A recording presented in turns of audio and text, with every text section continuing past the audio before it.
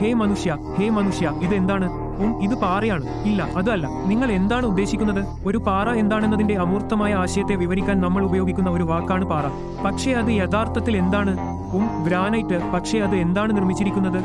ആറ്റങ്ങളും പ്രോട്ടോണുകളും ന്യൂട്രോണുകളും. പക്ഷേ അവ എന്താണ് നിർമ്മിച്ചിരിക്കുന്നത്? ക്വാർക്കുകളും ഊർജവും, അല്ലേ? കൃത്യമായി പറഞ്ഞാൽ എല്ലാം നിർമ്മിച്ചിരിക്കുന്നത് അതാണ്. വിഭജനം നമ്മുടെ മനസ്സിലാണ്. ശരി, അതെ. പക്ഷേ നമുക്ക് ലോകത്തെ നോക്കി അത്